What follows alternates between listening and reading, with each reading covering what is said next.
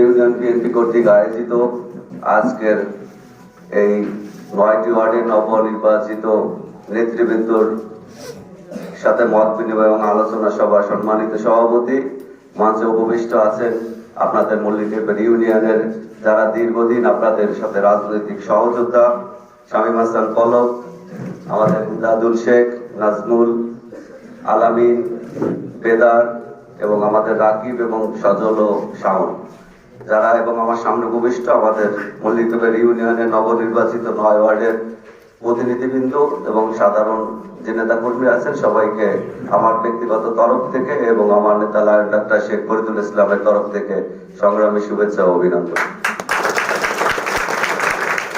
আপনারা জানেন, আমরা দীর্ঘদিন এই জনপদে আমাদের বিএনপির রাজনীতিকে সাংগঠনিকভাবে প্রতিষ্ঠিত করার জন্য অনেক দিনের সংগ্রাম করেছি। সেই সংগ্রামটা আসলে যখন শুরু হয়েছিল তখন আমরা মাত্র স্কুলে পড়ি। হয়তো 1996 সালের যে 15 ফেব্রুয়ারি নির্বাচন হয়েছিল, সেই নির্বাচনে বিএনপি এককভাবে নির্বাচনে গিয়েছিল। আমি কিন্তু তখন মাত্র 7 বা 8-এ পড়ি। তখন থেকেই আমি এই বিএনপির এই সংগঠনের সঙ্গে জড়িয়ে যাই।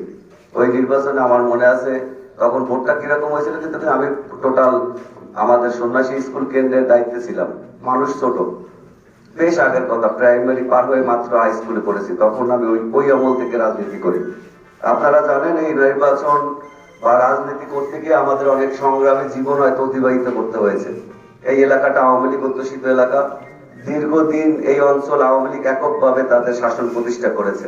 সেখানে টিকে থেকে বিএনপি রাজনীতি বুকে ধারণ করে আসলে চলা খুব কঠিন ছিল।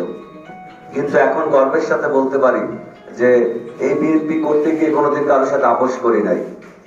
কোনোদিন কোনো আওয়ামী লীগের নেতার কাছে আমার এই দলের ব্যাপারে কোনোদিন আলোচনা করতে হয়নি। আমার মনে পড়ে না আমাদের এলাকা বা এই রামপাল মংলায় অনেক বিএনপি নেতা দিনে বিএনপি, রাতে গিয়ে আওয়ামী লীগের সাথে লিয়াজো করে নাই, খুব কম নেতা আছে। বাট আমরা যে কয়েকজন বিএনপি করেছি এই এলাকায়, আমরা প্রয়োজনে বাড়িঘর ছেড়ে চলে গিয়েছি। আপনারা জানেন, মাসের পর মাস, বছরের পর বছর আমরা এই এলাকা ত্যাগ করে থেকেছি। এটা ত্যাগ শিকার। মানুষটার চারিত্রিক কিছু গুণগুলি আছে, যে আপনি যে কোনো একটা চাপ পাইলে আপনি ভেঙে পড়েন। আমরা কখনো ভেঙে পড়িনি। আমরা সবাইকে প্রয়োজন এলাকা ছেড়ে বাইরে গিয়ে কাজ করে খেয়েছি। কিন্তু আমরা আওয়ামী লীগের কোন নেতার সাথে কোনোদিন আপোষ করতে যাইনি যে আমরা এই এলাকায় বসবাস করব বা দল করব, আমাকে একটু সুযোগ দেন। আমার আল্লাহ রহমতে এই কাজটা কোনোদিন করতে হয়নি, যেটার প্রতিফলন বা এই এলাকার মানুষের মূল্যায়নের দিক দিয়ে বলেন, এটা কিন্তু এই এলাকার মানুষ জানে। কারণ আমার ৯ নম্বর ওয়ার্ডের নির্বাচন হয়েছে, আপনারা দেখেছেন। সেখানে আমাদের বিএনপি সভাপতি, সেক্রেটারি, আওয়ামী বিএনপির অফিস সব রয়েছে। কিন্তু আমি কোনোদিন ভোট চাইতে আমার ৫ নম্বর ওয়ার্ডে ঢুকি নাই। কিন্তু মাত্র একবারই বা 2বারই তো হয়তো গেছিলাম, তাও একটা কাজে। ভোটের দিন দেখলাম যে তারা পেয়েছে 30 না 34 না কয়টা 35, আর আমাদেরকে 106-এর উপরে ভোট দিয়েছে।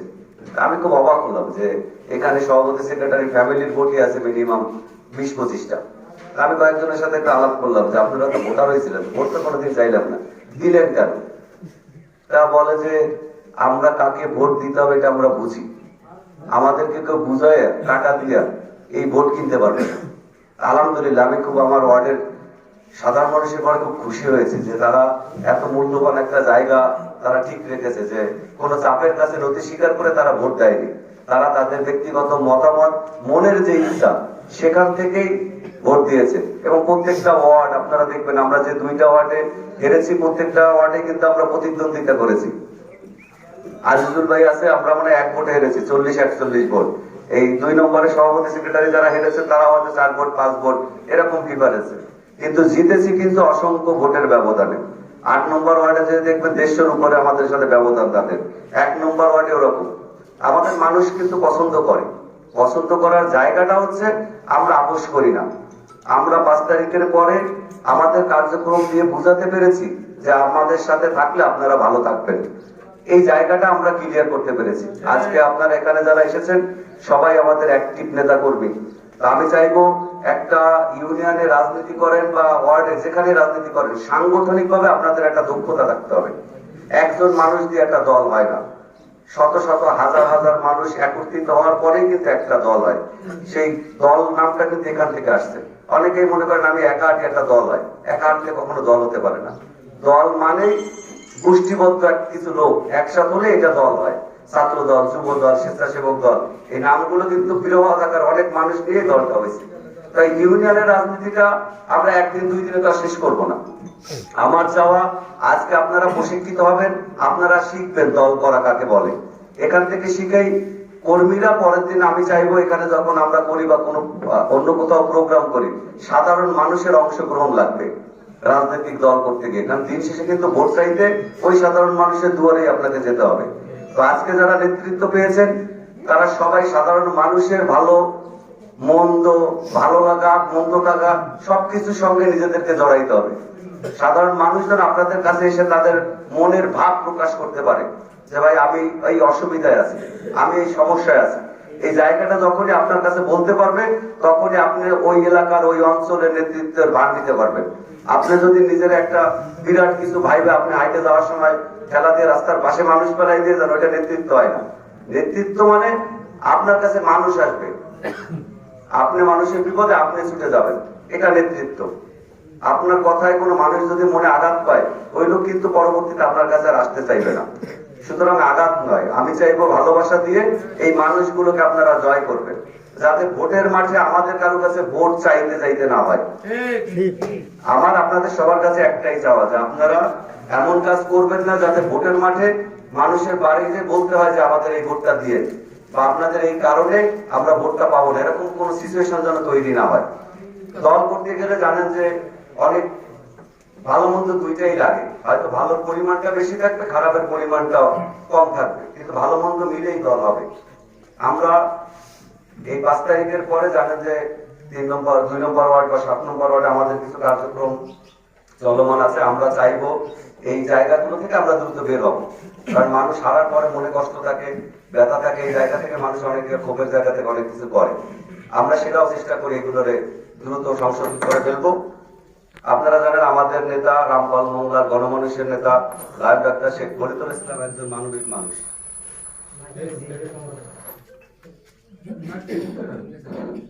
দীর্ঘদিন তিনি এই অঞ্চলের বিএনপি রাজনীতিকে প্রতিষ্ঠিত করার জন্য দিন রাত পরিশ্রম করে গিয়েছেন। তার ব্যবসা বাণিজ্য সবকিছু একপাশে রেখে, আপনারা জানেন 18 সালে নির্বাচনে যখন দল তাকে প্রার্থী হিসাবে চূড়ান্ত দিল, তার পারিবারিক, তার আত্মীয় স্বজন সব দিক থেকে বিরাট বাধার সম্মুখীন হয়েছে।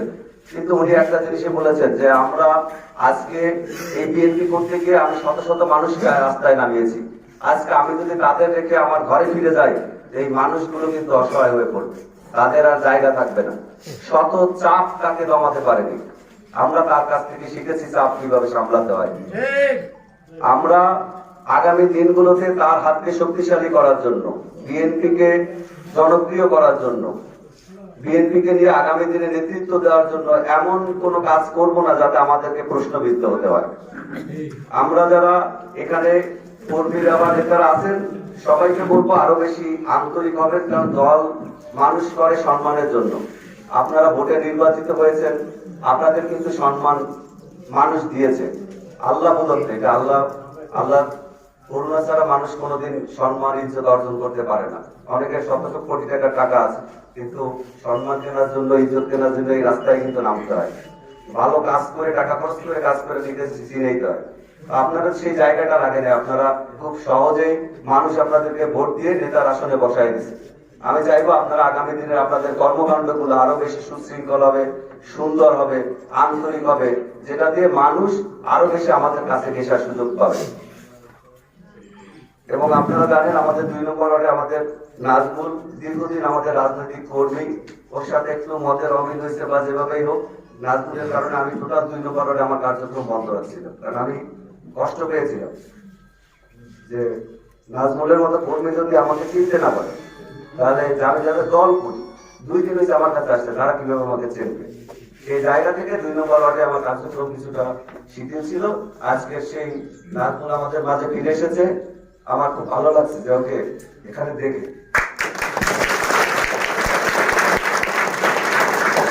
আমি সবসময় আমার দলের কর্মীদের পরে কমিটমেন্ট থাকি যে একসাথে দল করতে গিয়ে, আপনারা জানেন দীর্ঘদিন যুদ্ধ করতে হয়েছে, ভালো মন্দ, খারাপ লাগা ভালো লাগা একসাথে থেকেই করেছি।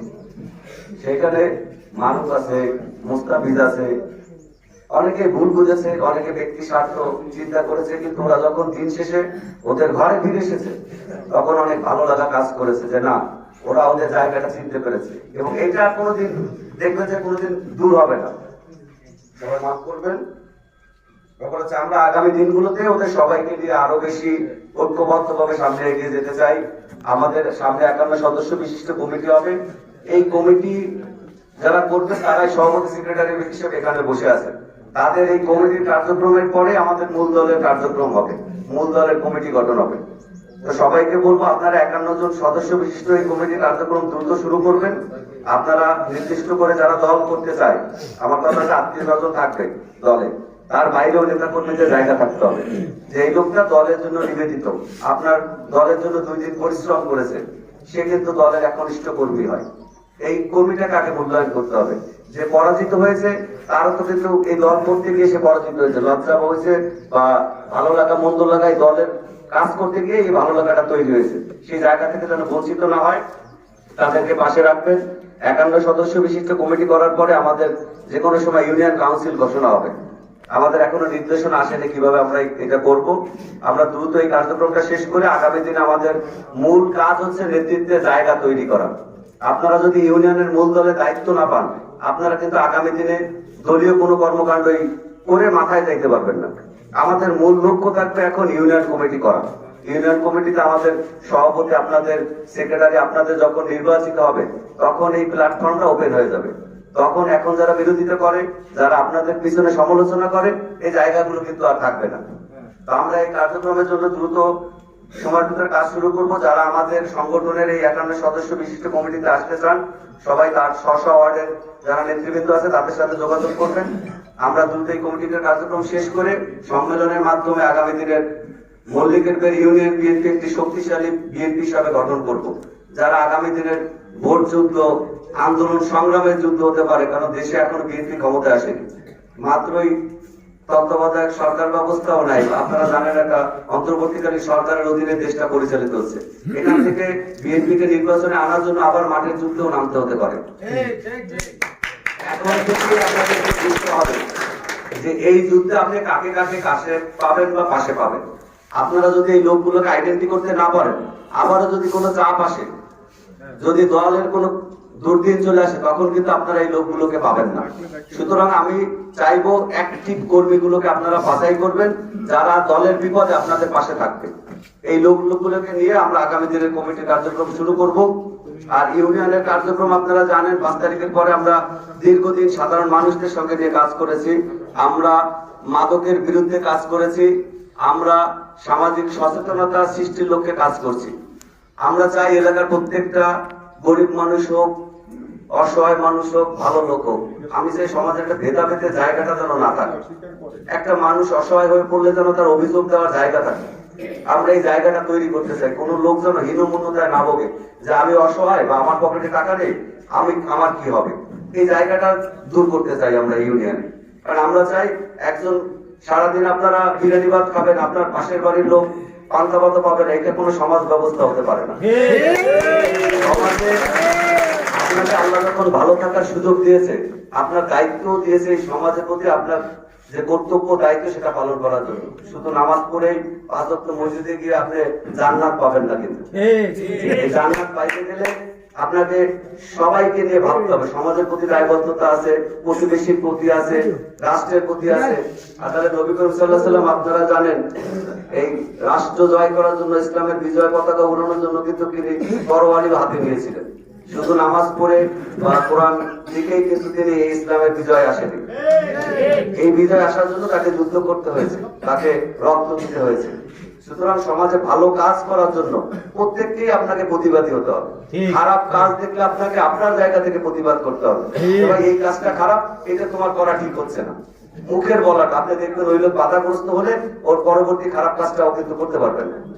আমরা মাদকের বিরুদ্ধে আপনারা জানেন এখনো পরিপূর্ণভাবে অভিযান শুরু করতে পারিনি। প্রত্যেকদিন আমার কাছে আসে যে ভাই আপনি এইটা বন্ধ করেন, আপনারা জানেন এটা বন্ধ করার দায়িত্ব প্রশাসনের, আমরা করবো তাদের সহযোগিতা। কিন্তু আমি শুধু প্রশাসনের পরে নির্ভর থাকতে চাই না, আমি চাই আগামী 1 বছর হোক আর 2 বছর হোক, আমরা এই কমিটির কার্যক্রম শেষ হওয়ার পর আমাদের প্রথম টার্গেট থাকবে ইউনিয়নকে মাদক মুক্ত করার। এই কাজটা করার জন্য প্রচন্ড জনসমর্থনের দরকার হবে আপনাকে। আপনি একা যখন মাদকের বিরুদ্ধে যুদ্ধ করতে যাবেন, আপনার একজন প্রতিপক্ষ কিন্তু তৈরি হয়ে যাবে, তার একটা দল, একটা গোষ্ঠী, তারা অবৈধ টাকা ইনকাম করবে, ওই টাকা দিয়ে আপনার বিপক্ষে জনসমর্থন রাখবে, আপনার বিপক্ষে যুদ্ধ হবে, আপনার নামে কুচ্ছ হবে, আপনার বিপক্ষে কথা উঠবে। এটা যখন আপনি বন্ধ করতে যাবেন তখন আপনার নিজেরও জনসমর্থন লাগবে, যে ভালো কাজের জন্য আমরা একজন না, আমরা কয়েকশো লোক একটা প্ল্যাটফর্মে দাঁড়ায় যাবো। এইটা যেদিন আমরা রাস্তায় একসাথে 500 লোক দাঁড়ায় যেতে পারবো যে এই অঞ্চলে গাঁজা বিক্রি বন্ধ, কালকে বলবো বন্ধ, কালকে বন্ধ হইতে হবে, তাই না? সেই জায়গাটা তৈরি করার জন্য আপনাদের সবার আগে এগিয়ে আসতে হবে। আপনারা যখন আমাদের পিছনে এসে দাঁড়াবেন তখন আমরা সাহস পাবো ওকে প্রতিহত করার। আর না হওয়া পর্যন্ত আপনার সন্তান, আপনার পরবর্তী প্রজন্ম কেউ এই দেশে নিরাপদ না। আপনি ভাবতে পারবেন না, প্রাইমারি স্কুলে পড়ে, হাই স্কুলে যায়, মিনিমাম 6-7 পরে এইসব ছেলে পেলেও গাঁজায় আসক্ত হচ্ছে। একটা মাদকাসক্ত অভিশপ্ত একটা ছেলে একটা পরিবার ধ্বংসের জন্য যথেষ্ট।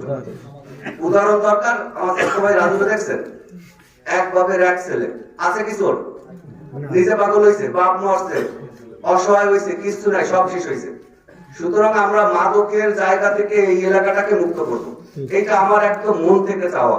তাতে আমার সাথে কে থাকবে কে থাকবে না, এটা আমি আমার জায়গা থেকে মাদক মুক্ত এলাকাকে করবো। তার জন্য আমার নিজের লোককে কোরবানি দিতে হলে সবার আগে আমি ওকে কোরবানি দেবো। আমার কথা ক্লিয়ার? আপনারা জানেন আমাদের এলাকায় এক শ্রেণীর মানুষ আছে যারা অন্যের জমি দখল করে, অন্যের জমির পরে ভুয়া কাগজ করে আর একজন লোককে হয়রানি করে। আমরা এই ভূমিদস্যু শ্রেণীর যত লোক আছে আপনারা দেখবেন আমাদের সাথে এলাকা চিহ্নিত কিছু লোক আছে যাদের সাথে আমাদের অলরেডি সম্পর্ক ছিন্ন। তারা বলে আমরা খারাপ। খারাপ কেন? ওর জমি ও অবৈধভাবে ওই লোককে ঠকাবে, আমি ওর সহযোগিতা করতেছি না, তাই আমি খারাপ। আমি সারা জীবন আসলে খারাপের জায়গায় থাকতে চাই। যারা অন্যের হক নষ্ট করবে আমি তাদের সঙ্গ কোনোদিনও দিতে চাই না। আপনারা জানেন আমাদের এলাকায় এখনো পর্যন্ত অর্থনৈতিক ভাবে যতটা না শক্তিশালী, তার চেয়ে বড় ব্যাপার হচ্ছে আমরা পরিশ্রমী না, আমরা কেউ নিজের কাজটা ঠিক মতো করতে চাই না। আপনারা জানেন আমাদের এলাকায় যদি লবণ পানিটা আমরা চেষ্টা করছি এবছর মোটামুটি গেট বন্ধ করে দিয়ে, ওই সুইচ গেটটা আছে ওইটা যদি বন্ধ করতে পারি আগামী সিজনে, তাতে 2টো ফসল উঠবে আমাদের এলাকায়। 2টো ফসল উঠলে আমাদের এলাকার আর অভাব অনটন থাকবে না। আমরা সবাইকে নিয়ে চেষ্টা করব আগামী সিজনে ওই গেট যদি না হয় আমরা প্রয়োজনে সন্ন্যাসীর এই একটা নদী ঝামেলা বাজারে একটা নদীতে আমরা বাদ দিয়ে দেবো। যদি গোলাপ করে দিতে পারি তাহলে আমাদের এই এলাকায় হাজিপাড়ার খাল, তারপরে আমাদের বাড়ির পাশে যে খালগুলো আছে এই খালগুলো অলরেডি বাক্সা টাক্সা দেওয়া। আমরা আরো 3 বছর আগে আমরা উদ্যোগ নিয়েছিলাম এই লবণ পানি ঢুকতে দিব না, তখন আমাদের পকেটের টাকা দিয়ে কিন্তু আমরা ওই খালগুলোকে বাদ দিয়ে আমরা বাক্সা বসাইছিলাম যে লবণ পানি এখানে না উঠলে ধানটা ভালো হবে। ওইগুলো কলপেট সংস্কার করতে হবে, আমরা এই কাজটা সবার আগে করবো। তো আমার মনে হয় আমরা এই 3-4টা ইস্যু দিয়ে যদি সামনের দিকে এগোইতে পারি তো সাধারণ মানুষ আমাদেরকে তাদের আসনে মাথার মুকুট করে রাখবে। কারণ এই এলাকার মানুষ আপনার কাছে খাইতে চাবে না, আপনার কাছে পড়তেও চায় না, তারা তার স্বাভাবিক জীবনযাপন অব্যাহত রাখতে চায়। সেই সাধারণ জীবনযাপন করতে গিয়ে যত প্রতিবন্ধকতা আছে সেই জায়গাগুলো আমরা দূর করব। আমরা তাদের আরো বেশি সাধারণ মানুষের কাছে থাকার এবং পাশে থাকার প্রতিশ্রুতি দেব। আমরা আগামী দিনের এই কর্মকাণ্ড আরো সামনের দিকে এগিয়ে নিয়ে যাব। আপনারা জানেন আগামীকাল আমাদের বাগেরহাটে একটা প্রোগ্রাম আছে, সমাবেশ আছে। আমি দলীয় প্রোগ্রামে সবাইকে সবসময় যাওয়ার জন্য বাধ্য করতে চাই না, আমি চাই যারা কাজ আছে কাজ করবেন, অবসর সময় আমাদের সাথে দলের সঙ্গে কাজ করেন। কালকে এই প্রোগ্রামে যারা যেতে চান বিকাল 3টায় বোধহয় আমরা দুটো এই সন্ন্যাসী বাজার থেকে রওনা করবো। সবাইকে আমন্ত্রণ জানাবো, যারা যারা যেতে চান বাগেরহাটের প্রোগ্রামে যেতে পারবেন। এবং আজকে যারা আমাদের সঙ্গে যুক্ত হয়েছে যেসব নেতা কর্মী আগামী দিনে আমাদের পাশে থাকবে, আমরা ওদের বিপদে পাশে থাকবো এই প্রতিশ্রুতি দিতে চাই। আগামী দিনগুলোতে আমরা সবাইকে নিয়ে সুন্দর একটা মল্লিকের ইউনিয়ন করবো এই প্রত্যাশা রেখে ডক্টর শেখ ফরিদুল ইসলামের পক্ষ থেকে এবং আমার তরফ থেকে সবাইকে শুভেচ্ছা এবং অভিনন্দন জানিয়ে শেষ করছি। বাংলাদেশ জিন্দাবাদ।